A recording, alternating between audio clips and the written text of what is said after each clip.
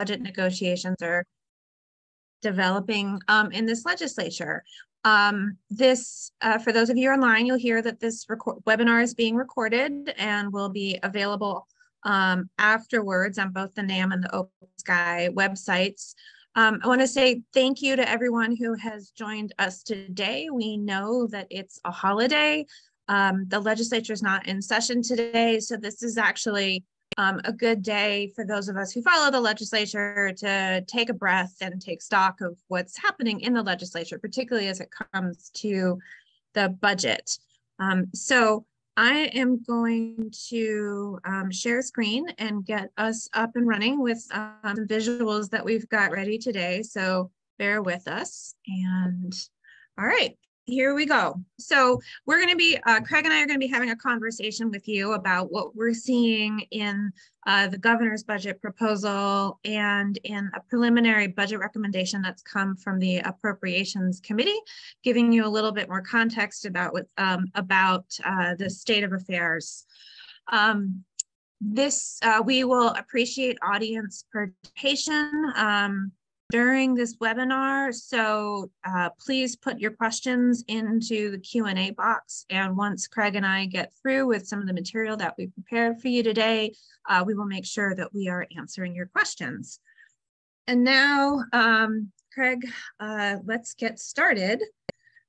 So we're in a budget year, and at OpenSky Policy Institute, a key focus for us as a fiscal policy organization is to think about how to make the budget accessible to all Nebraskans.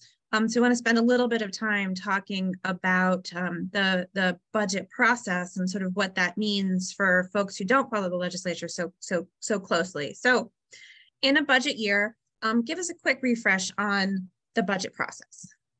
Sure. So if you could advance the slide, please. Mm-hmm. Thank you. So we are in an odd year in the legislature, which means that the legislature is hard at work formulating the budget for the next biennium or the next 2-year period on which the state runs its finances.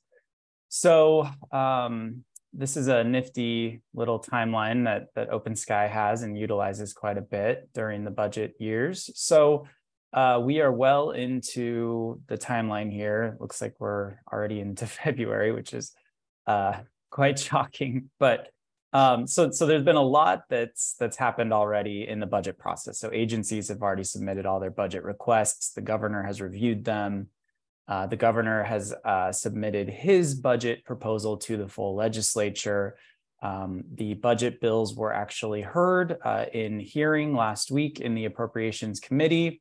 The Appropriations Committee has also released their preliminary budget already a bit early this year. Typically, they wouldn't have to release it until about March 15th, but they decided to get their preliminary proposal out there early this year. So what will be taking place in the coming weeks is the Appropriations Committee will be holding hearings for each agency.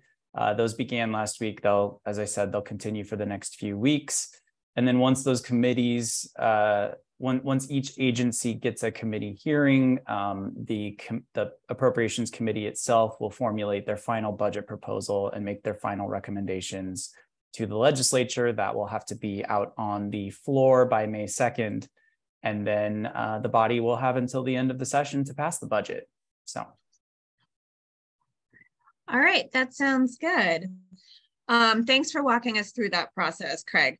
So you mentioned the governor's budget proposal. To start us off, can you talk us through some of the top lines on that proposal? Yes, absolutely. If you could please advance the slide. So I think there are a few overarching themes that we can take from the governor's budget proposal. The first being that the governor proposes relatively low spending growth for state government in a period of relatively high inflation, particularly when we look back over the last 15, 20 years, certainly. His budget proposal also builds in significant tax cuts on top of what were already fairly significant tax cuts passed by the body last year. The governor also dedicates quite a bit of our current finances to K through 12 public education. I will note that there are some strings attached with that funding that we will talk about here in a little bit as we dive deeper into the budget. And the final point I think that's important to make about the governor's proposal is that his proposal doesn't leave a ton of money on the floor of the legislature for other proposals outside of his budget. And we'll definitely dive into that here in a bit as well. And I would note that, the governor's budget is just a proposal. The Appropriations Committee will ultimately have say in what's included in their budget proposal that goes to the floor. And then, of course, the full legislature will determine whether to accept the committee's recommendations or to amend the budget on the floor. So, all right. So you talked when you were going through the budget process, Craig, about how a recent development is the recent release of the Appropriations Committee preliminary budget. So can you talk through some top lines for that proposal? Absolutely. And I'm going to move us along. Thank you. So the Appropriations Committee, as I mentioned, dropped their preliminary budget report about a month ahead of when they were actually required to release it. So I would say that because it was released prior to each of those agency hearings, there's still quite a few questions that are left unanswered as to what exactly the committee is going to fund at this time or propose to fund at this time. As I mentioned, those agency hearings have only just begun, and once those hearings take place and the committee releases their final proposal, we'll have a much better idea as to what they're thinking. One thing I would note that I think is pretty important with the committee proposal is that it does have higher state government spending growth than the governor's proposal does. It's still low relative to inflation, but it's certainly higher than what the governor has proposed. And at this point, at least, the committee proposal leaves more money for the floor of the legislature, which would mean that there's more money for those priorities outside of the budget that have been introduced by other various senators. I will note, though, that money that is left for the floor is a preliminary amount. We will have to see ultimately what the committee includes in their final proposal to see exactly how much money they leave on the floor. Okay. So I think maybe it's a good idea to step back for a moment. We've seen the governor's as a budget proposal out there. The Appropriations Committee has their preliminary recommendations. There's some alignment and some significant divergence between the two. But give us a quick refresh on our current finances coming into this particular legislative session. Sure. So we had done a webinar at the beginning of session where we dove into this topic pretty deeply. And some highlights of that, we came into this session with what are record finances for the state. We came in with a record general fund surplus nearing $2 billion. In context of our total biennial budget, that's roughly 20%. That we came in with excess, effectively cash on hand, though they are projected. It is projections at this point. We're also sitting at a point where we have a very robust cash reserve or state savings account. Right now, Nebraska's finances are really propped up by the federal stimulus that we received during the pandemic. You'll hear us say this a lot, but it is really a driving factor of our state's current finances. We got roughly $24 billion in federal money that came into the state in a very short period of time. I think it's really important to keep in mind when we talk about the state's finances right now that we are relying on revenue projections for the upcoming biennium, which is, again, the period of time that the state legislature is currently working on a budget for. One important thing that is coming up in the budget process and is actually happening this coming Friday is a meeting of the Nebraska Forecasting Board. And the Forecasting Board serves the function of setting the state's revenue projections for future years. And it is those revenue projections that the legislature is able to base how much money they can spend in the upcoming budget cycle on. So this meeting coming up on Friday is a really important piece of the budget process, and we look forward to seeing what information we glean from that meeting come Friday. Okay, thanks, Fred. I'm sorry, Fred. I'm thinking about some media journalists. I'm sorry, Craig. So Forecasting Board, it's on Friday. And this is the group that says like how much revenue or dollars are potentially coming into the state over the next few years that the legislature would have available to spend. But tell us a little bit about like what is this Forecasting Board? Who are they? How does this Forecasting Board come about? Sure. So you are absolutely right that the Forecasting Board plays an integral role in the budget process. It is a committee of folks from around the state who are well versed in economics and business. Half of the body is appointed by the governor, half is appointed by the legislature. They meet 3 times per year in an odd year, twice a year in even years. And what their core function is to really look at the economic data for Nebraska, what big economic firms are forecasting for the state in terms of, our economic growth, our employment, personal consumption, all those, economic factors that really inform how much revenue we expect to collect. And then from those, from all of those data points, the board forecasts how much revenue they believe that the state will collect in order, again, to form the basis of the 2-year budget cycle that we're working on. Okay, so these are the people who are skilled in economics and finance, coming together to look at a bunch of different economic information for the state, and in order to figure out how much sort of tax dollars we think the state of Nebraska is going to be collecting to figure out how the legislature can set a budget to spend it. Yes. So there's a lot of talk right now in the media. There's like economic uncertainty about the effects of inflation, what the Federal Reserve might be doing with inflation rates, what's going to happen on a federal level with the debt ceiling.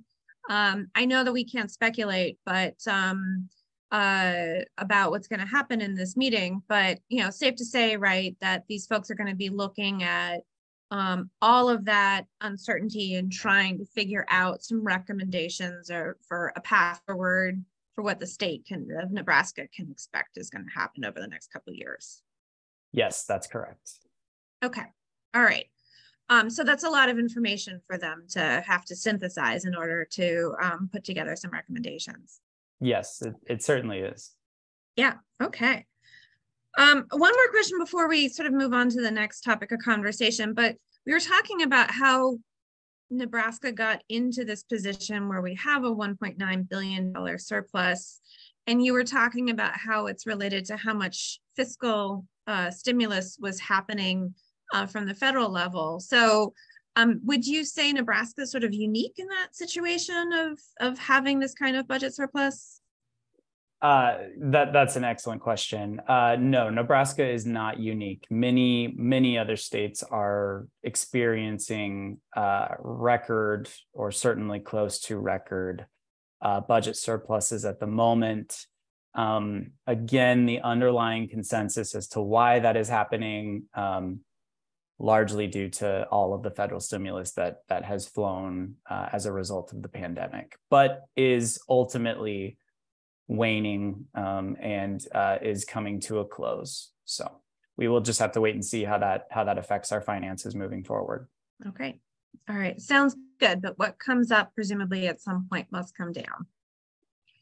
So, all right. So you mentioned spending growth as a top line in both proposals. Can you kind of just walk us through that? Sure. So general fund spending, and when I say general fund, think of it as kind of the state's main checking account that we fund, the bulk of our services from, like healthcare and education. So general fund spending in the governor's proposal is held at 1.3% over the next 2 years. And with our period of high inflation, inflation was 6.4% last month over the prior January. We're concerned that 1.3% isn't really enough to sustain state services. As I mentioned, the committee's preliminary budget does have a bit higher spending growth proposed, and their rate is at 2.7%, so roughly double what the governor is proposing over the next 2 years. That 2.7% that the committee is proposing is still lower than inflation, but it's certainly higher than the governor's proposal.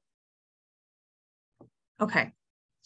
So the governor has also announced some big priorities, like $1 billion investment in K through 12 funding and some major tax cuts. So how can spend growth be so low if those items are also in the budget?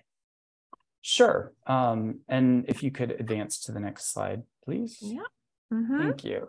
So this is a really good question. As I mentioned, general fund spending in both budget proposals is held pretty low, but as you just said, we're seeing some very big ticket items being proposed in the budget.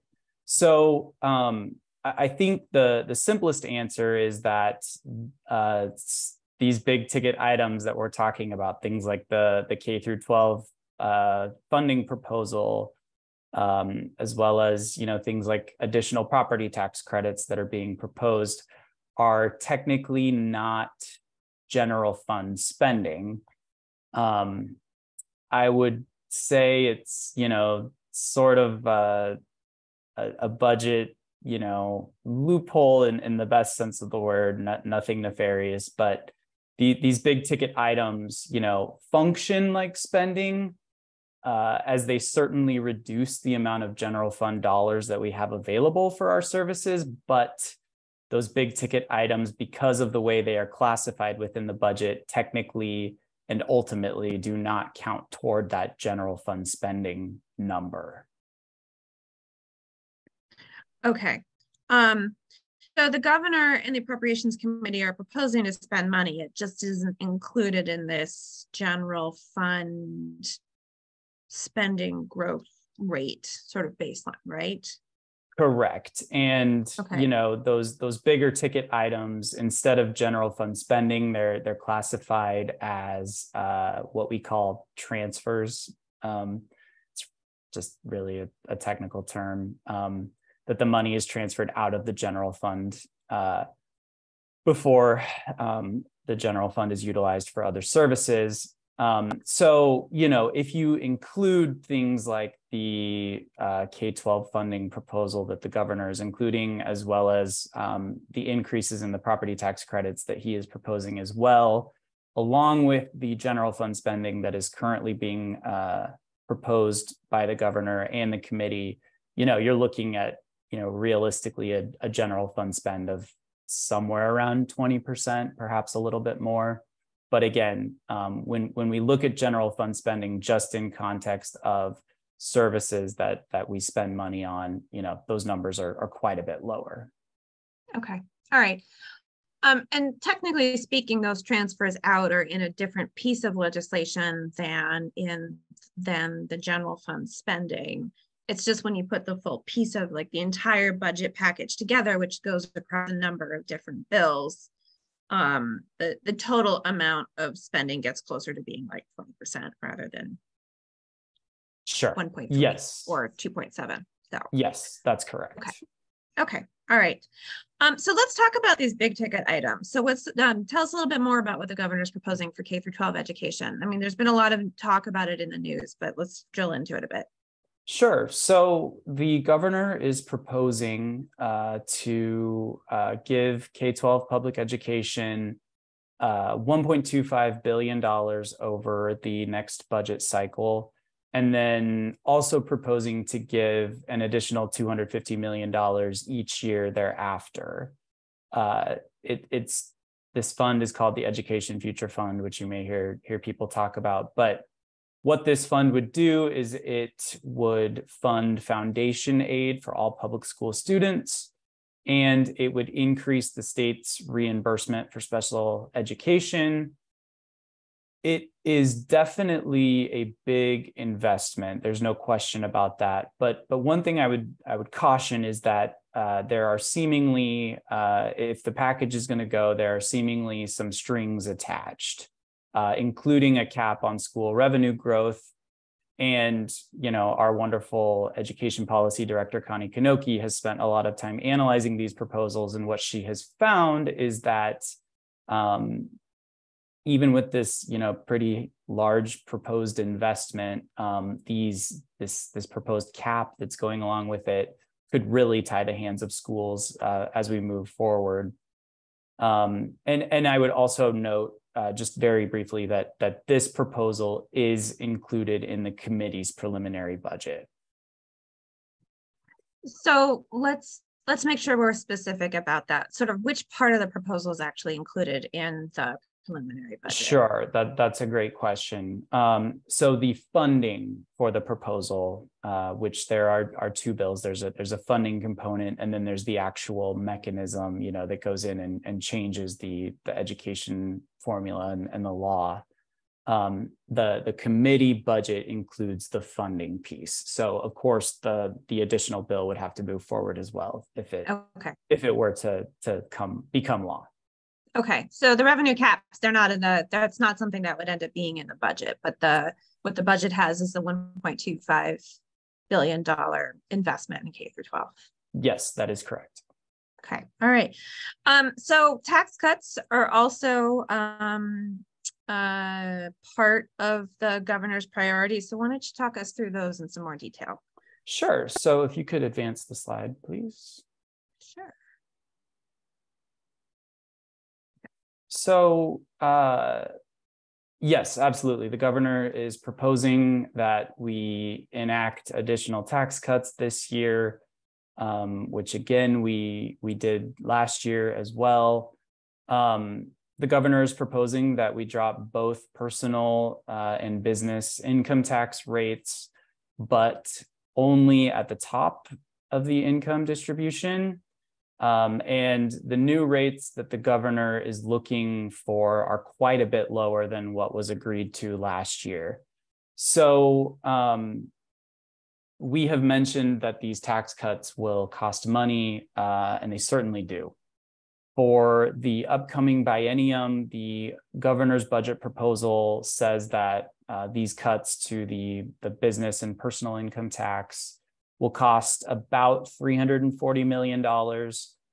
But it is really important to look at this proposal in the context of the whole proposal, right? So these proposals phase in over time. So they phase in these significant reductions to the top income tax rates over time.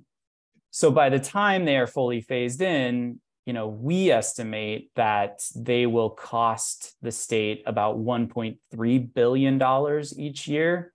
And just to put that in context really quick, that is about a quarter of our current budget. These tax cuts are not included in the committee preliminary budget yet.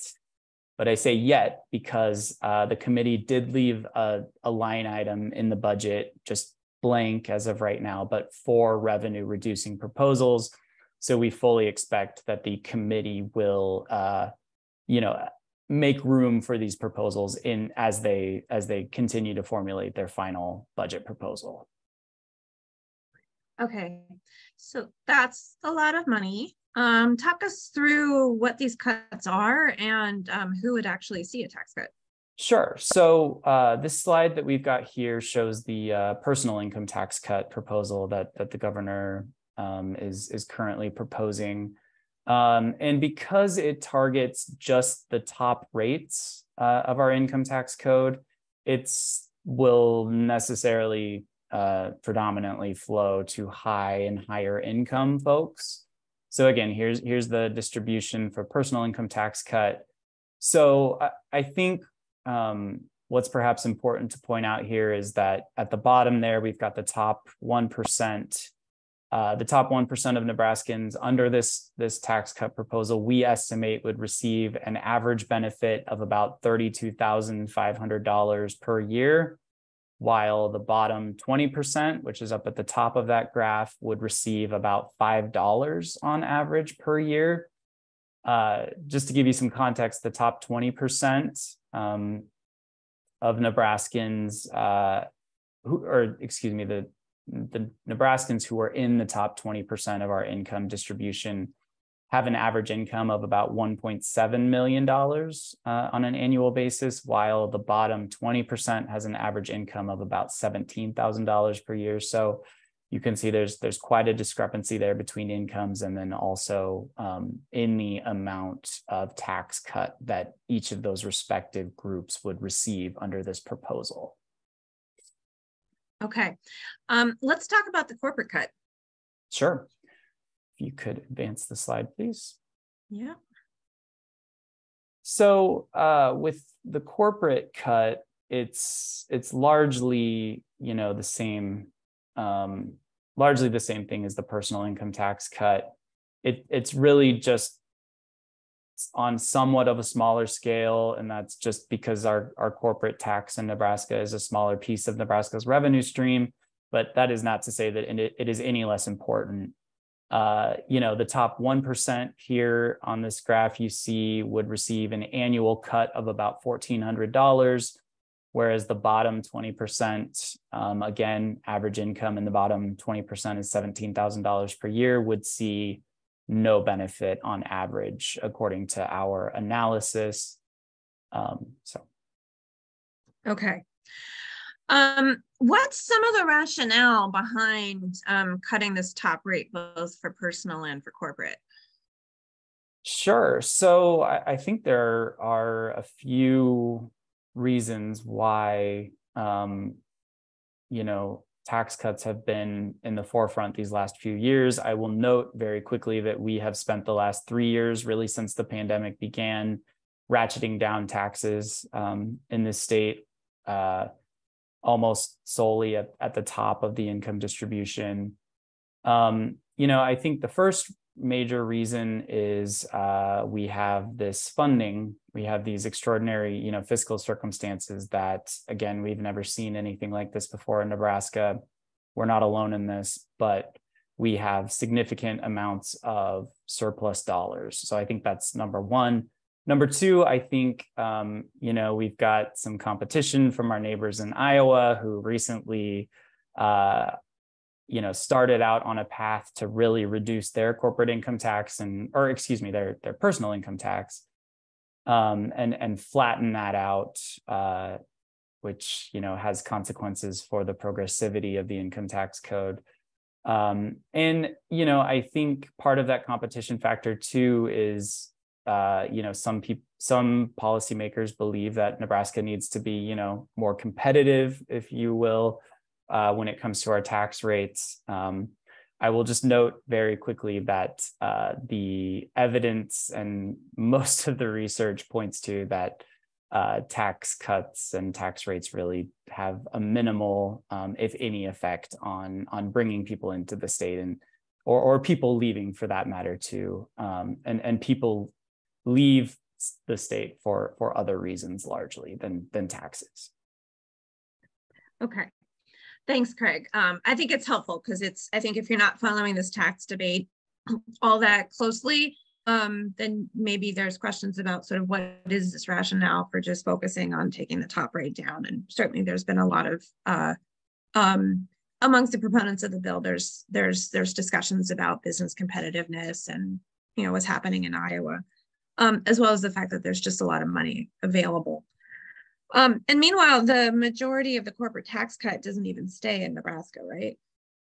Yes, that's correct. Our estimates are that upwards of 80% of the corporate tax cut, the benefits that are realized by a corporate tax cut will flow to out-of-state corporate shareholders who tend to be, disproportionately wealthy compared to the rest of the population. Okay. So corporate personal cuts, something about Social Security as well. Can you talk us through that? Sure. So there is a proposal in the current legislature that would speed up a full exemption of Social Security, which simply means that the state will not tax Social Security benefits after next year if this bill passes. If the bill doesn't pass, it would be 2025 is when the state would not tax Social Security benefits. So this current proposal simply speeds it up a year. I think what's maybe important to think about when we talk about the Social Security cut is that, the fiscal note for the current proposal doesn't look like it's all that much money. But it's really important to keep in mind that when we fully exempt Social Security from state income tax, it's roughly about $170 million in current dollars that we are cutting off of the table, that we're taking out of our state revenue streams. And with Nebraska's population trends, our demographic trends, which signal that that our population is aging, particularly relative to number of young people coming into the workforce, that cost is going to only continue to grow over time. And then, as with these tax cuts, predominantly high income seniors will benefit from the full exemption of Social Security income. Okay. Let's move on to property tax proposals, because property tax has been regularly debated in the legislature. And I know there's a number of proposals on the table this year. Sure. And I did forget to have you advance the slide. So if you could do that, please, just one. Yep. So I think the biggest thing to talk about with the property tax credits as they are proposed is that the governor is proposing to eliminate community colleges' ability to levy property taxes. So this would mean that the state would need to assume the portion of the community colleges' budgets which are generated from those property taxes, somewhere around $250, $275 million a year is what the state would be assuming if this proposal does in fact go through. I would say, again, this is spending through the tax code, as it will reduce the general fund dollars that we have available for other services. Really quickly on a couple of our other, long-standing property tax programs that we have that attempt to, reduce property tax bills for folks in the state. The governor is also calling for some additional increases to the property tax credit cash fund. Total amount of credits proposed over the next biennium is about $750 million. And that is on top of our other big property tax credit, which is going to cost at least $1.1 billion over the next 2 years. So you can see that these property taxes begin to comprise significant portions of the budget. Okay. Those are some really big dollar numbers, which is sort of not on par with some of the numbers the legislatures had to work with in the past. So how can we afford to pay for all of this? That's a great question. So, the governor's budget proposal, really banks on spending that general fund surplus that we've been talking about, that $1.9 billion that we came into session with. And another thing that we will get into here in a bit is that the governor is proposing that we spend some money from the cash reserve fund for a couple of priorities. So we're really, these proposals really leverage our current financial situation to enact permanent tax cuts and permanent structural changes to our revenue streams. Okay.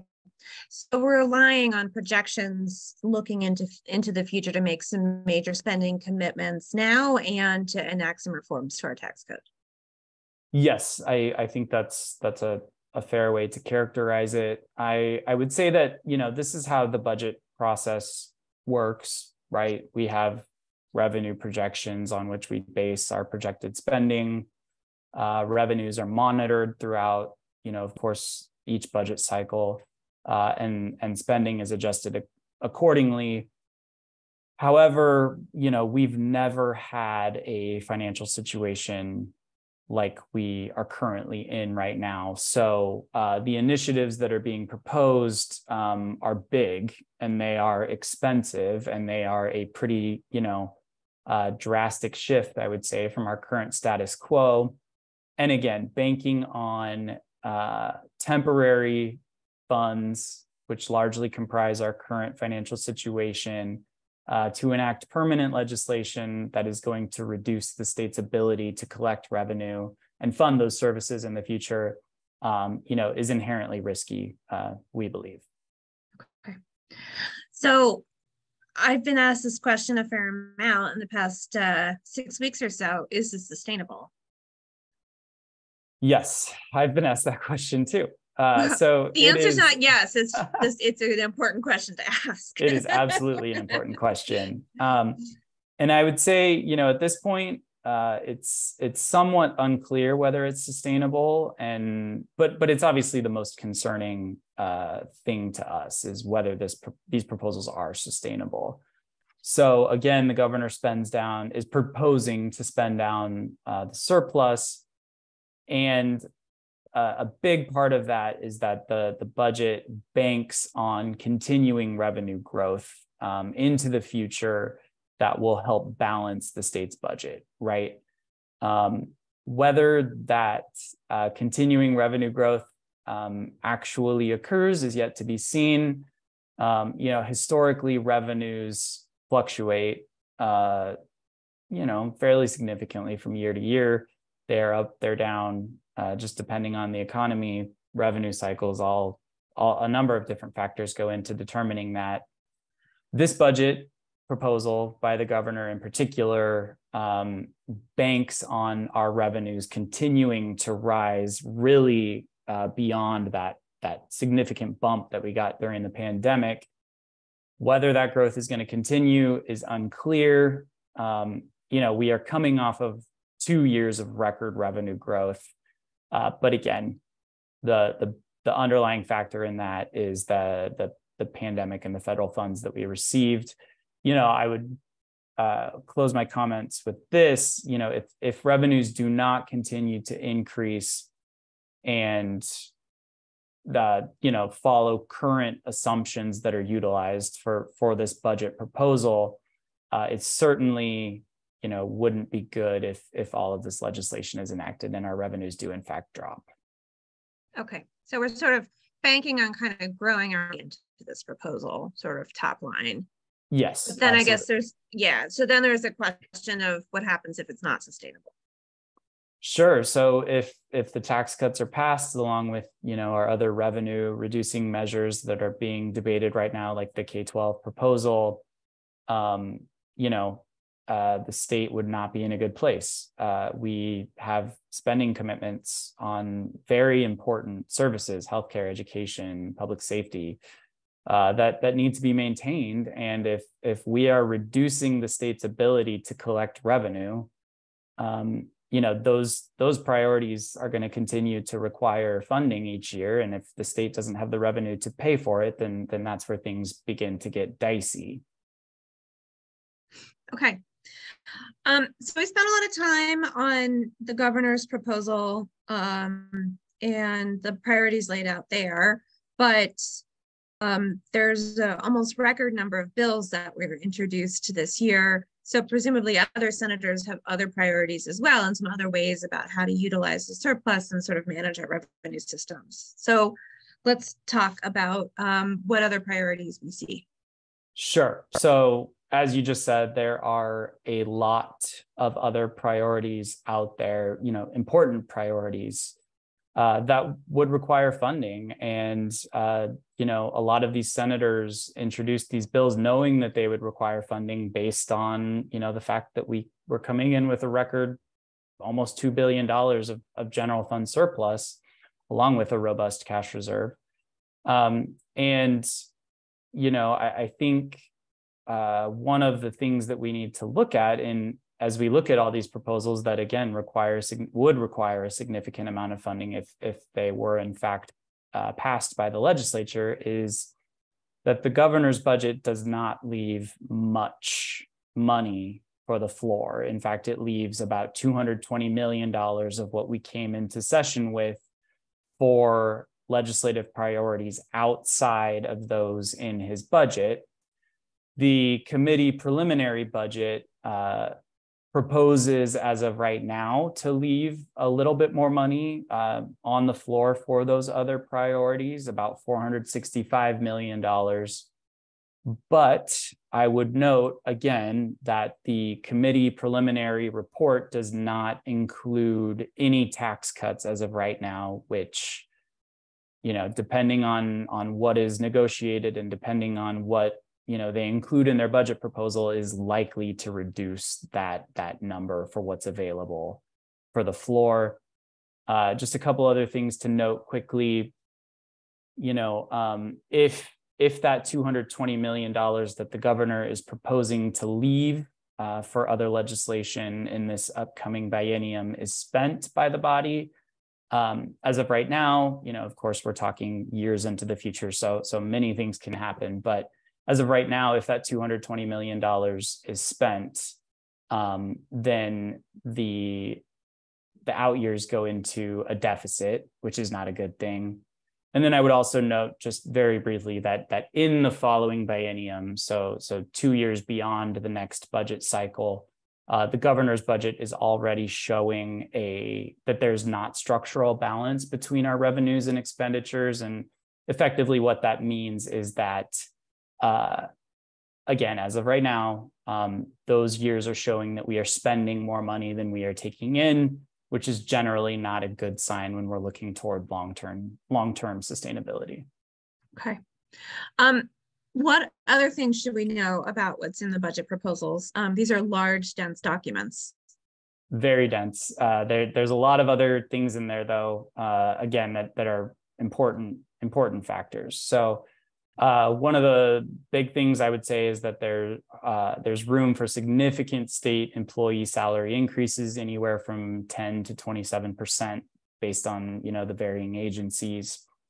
There are some provider rates included in the committee preliminary budget report. For example, development of disability and child welfare providers would get an increase under this preliminary report.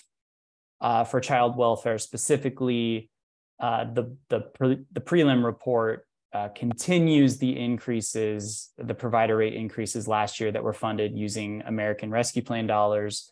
It shifts those to the general fund, which we are happy to see. That was certainly something we were concerned about last year, funding what are very likely ongoing expenses with one-time funds. And in fact, increases those child welfare provider rates a bit, amounting to about a 7.5% increase.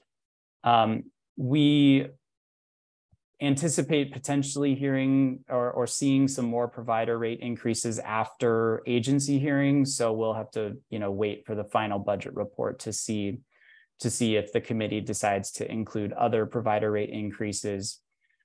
A couple other things that I think are probably important to touch on. So Nebraska's federal Medicaid reimbursement FMAP is increasing over the next couple years, which does result in some general fund savings in Medicaid, Children's Health Insurance Program, developmental disability, as well as child welfare. I will note, though, that this Medicaid reimbursement increase is relative to our current or just the state's baseline FMAP, not the enhanced FMAP that we were receiving under the pandemic, which, as I understand it, is expiring here shortly when the public health emergency expires itself, which is seemingly going to present some issues that the Department of Health and Human Services is going to have to deal with those folks. TIOSA, or our state's K through 12 funding formula, experiences a relatively significant decrease actually in state general fund dollars. This is largely it's due to the formula, right? And it's mostly because equalized districts in the state are experiencing very strong valuation growth. And then the final thing I would say is that the governor had proposed a 2% increase in general fund dollars for the university. The committee, at least as of right now, has not included any increase, general fund increase for the university in their preliminary report, but we do expect movement on this after the university's budget hearing.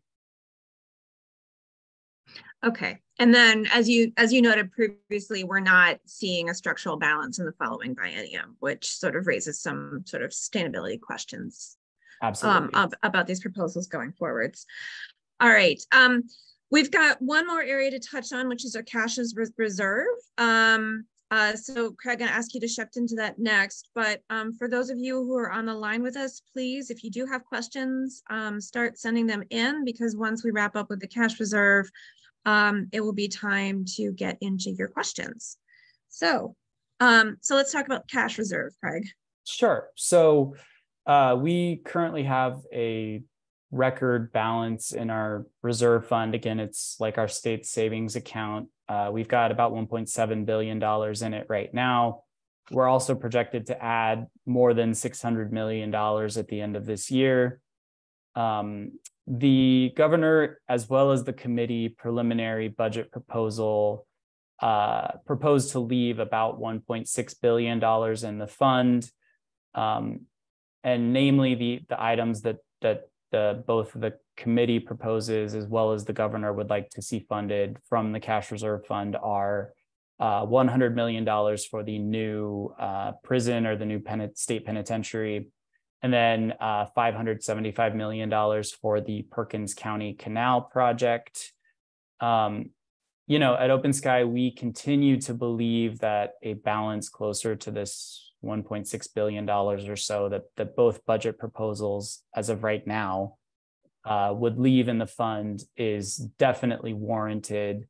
And we're happy to see that because, again, we have concerns about the sustainability of all these proposals moving forward. And the cash reserve is really a way that the state can ensure that services, you know, aren't hurt in years when revenues don't come in as expected. But I would just have one quick caveat that, you know, for example, we would like to see sentencing reform tied to any new prison that is built. And we continue to question whether $575 million worth of taxpayer dollars is for a canal is the best use of funds at this point. Okay. Thanks so much, Craig. So I think that wraps it up with the content that we had prepared. We've gone through a fair amount and in with the number of technical terms involved. So now it's time for you to get your questions in, and Hannah is here to help us respond to these specific questions. So Hannah, over to you. Yeah, absolutely. The first one is, what is the average leftover percentage beyond the governor's proposal? So what's what's normal to be left over? That's a good question. I don't know the exact percentage of what's normal. I will say that in recent years, you know, really up to the last decade or so, we have not had much money, if any, left for the floor. It's been pretty lean budget years. Last year, we had about $450 million left on the floor, which was, roughly 10% of our general fund expenditures at that time. This 200 million would be about 5% roughly of those general fund expenditures. So it's certainly less than we have seen, in recent years. But again, we've had some pretty lean budget years over the last decade or so. Yeah. So in other years, having $220 million roughly would be a really generous amount of dollars to think about how to program. But I think in the context of this year, it's proportionally much smaller than what's available, particularly at a time when a number of senators have put forward proposals about how to use that budget surplus. Okay, great. We have one more right now. I think this is a little bit more of an opinion, but what do you think the governor's rationale for not cutting taxes for lower income folks? Just trying to wrap my head around it. Would you like to take that one, Rebecca? Or yeah, I can try to take that one. I think we tried to touch on this a little bit earlier, where much of the rationale, I think, has to do with trying to make the Nebraska economy competitive and attractive to businesses. So a concern that a concern's been expressed that a number of our neighboring states have top income rates that at this point in time are lower or are being phased in to be lower than where Nebraska is at. And so a concern that if Nebraska's top rate continues to be higher than neighboring states, then it looks like we're a high tax state. I think on the OpenSky's perspective is that when you look at sort of the three-legged stool around the sort of balance of all of the different types of taxes that are collected in Nebraska, collectively, we are not a high tax state. So to focus in on one particular number, sort of in the top rate for income taxes kind of misses the overall context of our tax code. But certainly a concern about being competitive is something that has been expressed. Craig, anything to add on top of that? No, I think that's a good encapsulation. Yeah.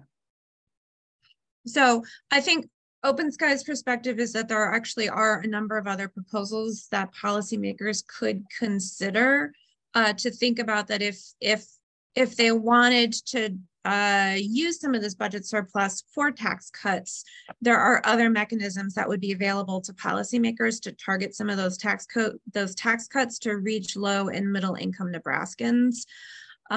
Without necessarily sort of changing structurally the tax brackets that we have. There are potentially a few different tax credits that could be available to policymakers, and certainly also the proposal of providing a rebate to taxpayers is something that has been done in other states when they have found a large budget surplus and have wanted to direct that money back to taxpayers. It's basically just write them a check.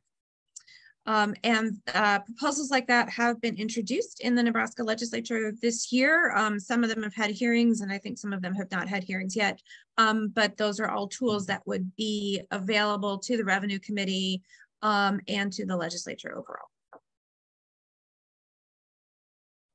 Okay, great. Those are the only questions we had right now. So thank you both so much for being here. And like I said, this was recorded, so this will be sent out to all of the people who registered and then put on our YouTube channel in the next 24 hours or so. So we'll get that email out. And as always, we appreciate your expertise and thank you so much. Oh, we're so happy to do this. Thank you so much for the invitation. We appreciate all of you joining us on a holiday, and hope that you'll share the recording with your colleagues. Thanks. Thanks, everyone. Have a great day.